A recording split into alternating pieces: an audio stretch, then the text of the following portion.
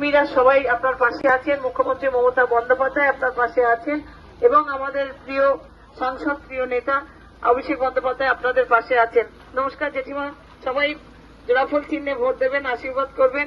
আবার চতুর্থবারের জন্য সরকার গঠন হবে, আবার চতুর্থবারের আমার আপনার ঘরের মেয়ে ফিরদৌসী বেগম জিন্দাবাদ।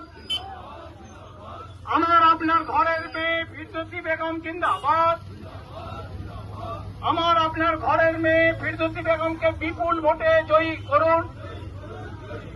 আমার আপনার ঘরের মেয়ে ফিরদৌসী বেগমকে বিপুল ভোটে জয়ী করুন। বন্দে মাতরম। যখন ডাকি তখন পাই।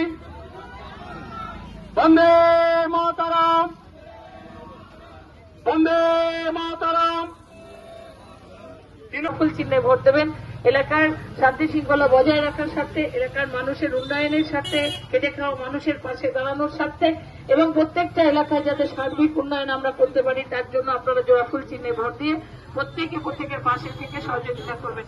প্রত্যেকের কাছে আমরা করার নিবেদন রাখি, প্রত্যেকে জোড়াফুল চিহ্নে ভোট দেবেন। বাংলার মাননীয় প্রকল্প, এলাকার মানুষ আমরা সবাই সবার পাশে থেকে জাতি ধর্ম বর্ণ নির্বিশেষে আমরা মানুষ হিসেবে বাংলাকে যেভাবে ভালো রাখার চেষ্টা করেছি, বাঙালি হিসেবে যেভাবে মানুষের পাশে থেকেছি, মানুষকে আমরা সুরক্ষিত করেছি, তার লক্ষ্যেই আপনারা ভোট দেবেন, জয়ফুল চিহ্নে ভোট দেবেন।